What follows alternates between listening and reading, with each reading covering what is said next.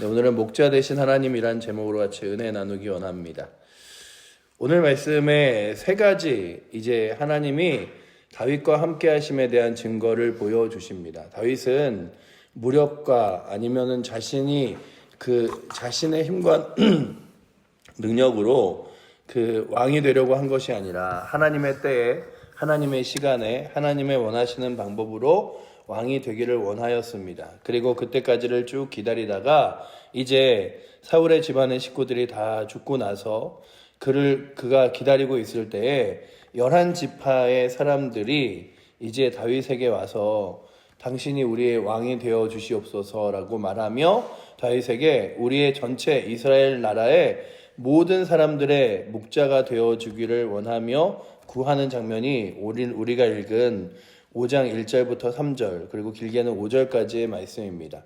다윗에게 그가 무리하여 내가 왕이 되어야겠다, 아니면 하나님이 기름 부으셨으니 내가 원하는 대로 다 이루어야겠다, 이게 아니라 하나님의 때와 타이밍을 기다렸어요. 그리고 그 타이밍은 악한 자들의 손에서도 앞당겨지기도 하였고, 또한 하나님의 인도하심을 받아서 이브보셋이 죽음을 당하고, 그리고 이제 11지파의 그 지도자들이, 장로들이 이렇게 쭉 따라 함께 올라옵니다. 오늘 말씀에 세 가지 증거를 보여주시는데요. 한 가지는 순적하게 하나님의 왕으로서의 자리를 이끄시는 장면, 그리고 그가 자신이 기거할 성을 차지하는 장면, 그리고 또한 대외적으로 하나님께서 그가 왕이심을 보여주는 장면 세 가지를 나타내면서 오늘 말씀 마지막 절에 다윗이 이제 그런 시간들을 보내며 하나님께서 나를 세우사 이스라엘 왕으로 삼으셨구나, 그리고 이스라엘 백성들을 위하여 이 나라를 높이 드시겠구나 라고 하는 것들을 깨닫게 되었습니다. 우리들도 이 땅을 살아가면서 하나님의 자녀로 살아가는 것들에 대하여 하나님께서는 하나님의 자녀로서 내가 너를 보호하고 인도하고 이끌어 주신다는 것들을 우리의 삶에서 깨닫게 하십니다. 때로는 예배를 통하여, 말씀을 통하여 깨닫게 하시고요. 때로는 우리의 삶에 여러 가지 문제와 어려움들 앞에서 기도함으로 그 문제를 해결하게 하시고, 때로는 누군가의 입술을 통하여 우리가 하나님의 자녀임을 알게도 하십니다. 그래서 오늘도 우리의 삶 가운데서 내가 하나님의 자녀구나, 그래서 내가 기도할 때에 하나님께서 응답하시고, 내가 예배 드릴 때에 말씀을 통해서 깨닫게 하시고, 또한 주변 사람들을 통하여 내가 하나님의 자녀임을, 그래서 예배 드리고 기도하고 믿음의 삶을 살아가야 함을 때론 일깨워 주시는구나. 그래서 이런 간증들을 가끔 하시잖아요. 어떤 분들이 이제 제가 교회에 이렇게 막 열심히 안 가면 누군가가 교회 다니는 사람이 열심히 교회 가야지, 신앙생활 해야지, 이렇게 이야기하듯이 주변 사람을 통하여서도 우리의 믿음의 사람임을 권면받기도 하고, 이런 일들이 있습니다. 오늘 우리가 보여준 말씀이 첫 번째는 11지파가 모여서 이제 다윗에게 당신이 우리 이스라엘의 목자가 되어 주십시오라고 고백하는 장면이 나오죠. 우리 2절 말씀 한번 같이 읽어보도록 하겠습니다. 전에 곧 사울이 우리의 왕이 되었을 때에도 이스라엘을 거느려서 출입하게 하신 분이 왕이시고였고, 여호와께서도 왕에게 말씀하시기를 내가 내 백성 이스라엘의 목자가 되며 내가 이스라엘의 주권자가 되리라 하셨나이다 하니라. 아멘. 그래서 이스라엘 백성들의 주권자로 다윗을 세웠음을 고백하는 것처럼 그들이 다 나와서 자신의 왕이 되게 되어달라고 말합니다. 그냥 헤브론에서 유다 민족 하나의 왕으로서 7년의 시간을 기다렸어요. 7년 반의 시간을 기다리고 있을 때에 이제 하나님께서 이스라엘 전체의 왕이 되도록 하나님이 그를 이끌어줬죠. 그러니 그는 정말로 사울왕을 피해 다니는 순간, 그리고 그의 가장 어려운 순간에도 하나님의 신실한 약속들을 늘 붙들고 있었어요. 그러나 억지로 내가 왕이 될 사람이니 끝까지 사울도 죽이고, 그리고 또한 그곳에 있는 사울의 자녀들도 죽이고 내가 왕이 되리라 라고 한 것이 아니라 하나님이 하나님의 때에 이루시겠지라고 하며 기다렸죠. 그리고 정말 그때가 되어 11지파의 모든 사람들이 모여 이제 12지파가 되어 모든 사람들이 이스라엘 백성들 가운데 다윗을 왕으로 추대합니다. 그리고 그가 이제 헤브론이라는 곳이 약간 그 유다 민족들이 있는 곳이 외진 곳 같이 있어요. 이렇게. 그러니 전체적으로 이스라엘 전체를 아우를 수 있는 가장 중심이 되는 곳을 그가 찾는데 이스라엘에 몇 가지 요새와 같은 성들이 있습니다. 이 요새와 같은 성들은요, 대부분 그 특징이 뭐냐면 굉장히 높은 언덕과 같은 산과 같은 꼭대기에 성이 지어져 있어서 쉽게 누군가가 쳐들어오거나 아니면 공격하지 못할 뿐만 아니라 그 주변을 한눈에 다 아우를 수 있는 곳이에요. 그 중에 가장 대표적인 곳이 마사다 요새라는 곳인데요. 사막 한가운데 딱 이렇게 요새 하나만 딱 있습니다. 그래서 그 요새를 로마가 그 공격하기 위해서 정말 가진 방법을 다 쓰다가 마지막에 어떤 방법을 쓰냐 하면 로마 군인 앞에 이스라엘 백성들을 배치하고 이스라엘 사람들을 먼저 가게 해서 자신의 민족들을 칼로 치던지 아니면 그들이 올라와서 그 요새를 점령하고 그 뒤에 로마의 백성들이 같이 가던지 이런 작전으로 결국 마사다를 함락시키는데 그만큼 로마의 사람들에게도 이스라엘의 요새는 공격하기 어려운 땅이었습니다. 그런데 그 중에 하나가 어디냐면 예루살렘이었어요. 이 예루살렘은 누가 점령하고 있었냐 하면 여부스 사람들이 사사시대부터 점령하고 있었습니다. 오늘 말씀 6절에 보시면 이렇게 써있죠. 왕과 그 부하들이 예루살렘으로 가서 그 땅 주민 여부스 사람을 치려하매 라고 되어 있죠. 여부스 사람들이 정말 요새와 같은 곳을 계속해서 점령하고 이방 사람들이 가지고 있었는데 여기서 제가 두 가지를 생각해 본 게 다윗이 왕이 되었어도 스스로 내가 이곳을 나의 왕권의 자리로 삼으리라 하면서 12지파의 사람들의 땅을 빼앗거나 아니면 그 땅에 들어가서 차지한 것이 아니라 이방 민족이 아직 가지고 있어서 이스라엘 백성들이 차지하지 못한 땅을 택하여 가장 그 공격하기 어려운 여부스 사람들이 있는 예루살렘을 택합니다. 그리고 가서 이제 싸움을 하는데 그때 이 여부스 사람들의 교만함이 어떠냐 하면 야, 아무리 다윗 왕이라고 하여도 그리고 아무리 싸움에 잘한다고 이긴다 하는 사람들이 와도 마치 우리 집에 있는 사람들의 다리 저는 자와 그리고 안못 보는 사람들도 다윗을 이길 수 있으리라 말하며 이곳은 결코 무너지거나 아니면은 함락당할 일이 없어 라고 하는 자신감을 보입니다. 그게 우리가 읽은 6절 말씀이에요. 6절 말씀 우리 한번 같이 읽어보도록 하겠습니다.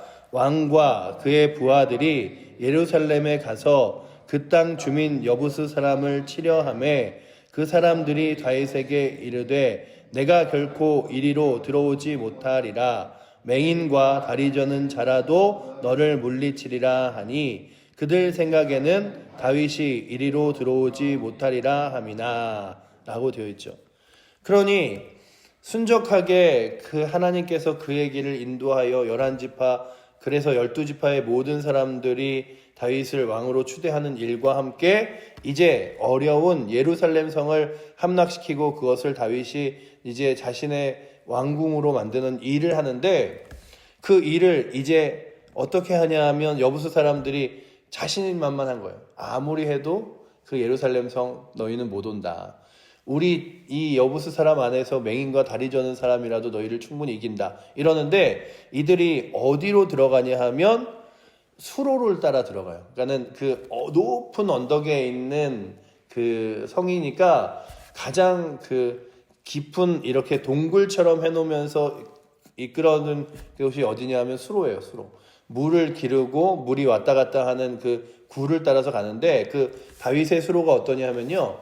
한 요만한 폭으로 사람 하나가 옆으로 이렇게 기어 지나갈 정도 그런 길로 한 몇 메타를 몇 킬로를 한 1.2km, 2km 정도를 쭉 가게 되어 있어서 예루살렘으로 들어가는 길이에요. 지금도 이제 예루살렘에 가면 다윗의 수로를 성지순례 때 가보기도 합니다. 근데 딱 그냥 이렇게 멀리서 보거나 거기 들어가면 와 여기 이렇게 수로를 따라 들어가다가는 이게 그 마치 폐쇄공포증 걸리듯이 이 좁은 길을 어떻게 가지 하는데 더 좁아지지도 더 넓어지지도 않고 그 길로 쫙 이렇게 예루살렘까지 가는 수로가 놓여져 있는데 그 길을 따라서 이제 이스라엘 백성들이 공격하기 시작했어요. 그래서 오늘 말씀에 보시면 8절에 이렇게 써있죠. 그날에 이르기를 누구든지 여부스 사람을 치거든 물 길른 대로 올라가서 라고 되어 있잖아요. 그 수로를 따라가서 수로 끝에서 예루살렘으로 올라가 공격을 합니다. 그래서 결국 이 여부스 사람들이 살고 있는 땅을 빼앗아요. 그래서 보시면 2절 말씀에 이렇게 되어 있죠. 그러니까 6절과 7절 말씀의 사이에는 굉장히 큰 간극이 있습니다. 이 6절에는 그들이 너희를 이기지 못하리라 한 그 땅을 하나님이 결국 그들에게 승리함으로 주셨던 말씀에 대하여 기록하고 있는데, 짧은 전수라 그렇지 그 예루살렘 전쟁이 결코 쉽진 않았을 거예요. 우리 7절 말씀도 함께 읽어보도록 하겠습니다. 다윗이 시온 산성을 빼앗았으니 이는 다윗 성이더라. 아멘. 그래서 지금도 예루살렘을 무엇이라고 말하면 다윗성이라고 이야기해요. 그 시온산 그리고 다윗성이라고 이야기하는데, 그 좁디 좁은 수로를 따라 이렇게 올라가서 이제 그들이 결국 예루살렘을 차지하고 맙니다. 그리고서는 그 예루살렘을 이제 차지한 그들이 하나님께서 함께 하심을 확신하며 점점 강하여지는 장면을 10절이 이야기하죠. 만군의 하나님 여호와께서 함께 계시니 다윗이 점점 강성하여 가니라. 오늘 말씀을 읽으면서 저희도 그래, 나의 삶 가운데 예배를 통해서 내가 하나님의 자녀임을 깨닫게 하시는 주님이 나의 삶 가운데도 함께 하셔서 정말 어렵고 힘겨운 순간에도 함께 하시지. 내가 마치 다윗의 예루살렘 요새를 공격하듯이 내 앞에 어려운 문제, 힘겨운 문제, 해결할 수 없는 문제 앞에서도 하나님이 역사하시지. 그래서 오늘도 이 자리에 앉아있는 여러분들의 삶 가운데서도 하나님이 여러분들의 목자 되시고 여러분들의 삶을 인도하시고 함께 하심을 또한 맛보며 살아가시기를 축복합니다. 그래서 내가 기도할 때에 어려운 일과 힘겨운 일도 해결되어지는 문제들, 그래서 시간이 지나고 하나님의 인도하심이 있으면 결국 그것들이 이루어지는구나. 오늘 말씀에 나온 이 5장 첫 번째에 나온 11지파의 사람들이 다윗에게 몰려온 사건도, 그리고 예루살렘을 정복한 사건도 결국에는 결코 쉽지 않은 일이었습니다. 그러나 하나님께서 하나하나 해결하시며 다윗에게 무엇을 확신하게 하시냐 하면 그가 하나님의 자녀됨을, 하나님이 그의 목자이심을 보여주는 것처럼 오늘도 여러분들의 삶 가운데 하나님이 여러분들의 목자 되심을, 그리고 또한 여러분들의 삶을 이끄심을 믿는다면 여러분들의 삶의 문제도, 때로는 힘겨움도 어려움도 주 앞에 내어 맡기고, 그리고 주님만 신뢰하며 믿음으로 나아갈 수 있기를 축복합니다. 그래, 주님이 나와 함께 하시지. 내 앞에 큰 산과 같은 문제가 있을지라도, 그래서 내 앞에 정말 내가 넘지 못할, 이기지 못할 산과 같은 일이 있을지라도 기도함으로 그 산을 들어 다른 곳으로 옮기실 주님, 그리고 그 산을 승리하게 하실 주님 바라보며 믿음으로 나아가는 거지.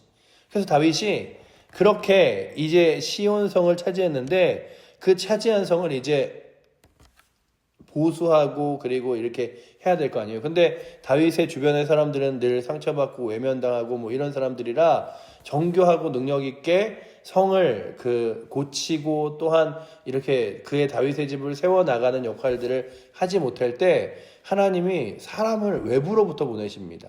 그래서 너가 하나님의 자녀이고 기름 부음 받은 사람이고 왕이 됨을 이스라엘 백성들만의 왕이 아니라 다른 사람들도 하나님께서 세움받은 사람임을 내가 알게 하고, 그리고 그들을 보내서 하나님이 세웠음을 분명히 또한 깨닫게 너에게 할 거야 라고 말씀하시는 증거대로 누구를 보내냐 하면 두로왕 하람이라는 사람을, 그 사절단을 보내요. 그 다윗의 집을 짓게 만듭니다. 그것이 11절 말씀이죠. 우리 11절 말씀도 한번 같이 읽어보도록 하겠습니다. 두로왕 하람이 다윗에게 사절들과 백향목과 목수와 석수를 보내매 그들이 다윗을 위하여 집을 지으니 라고 되어 있죠.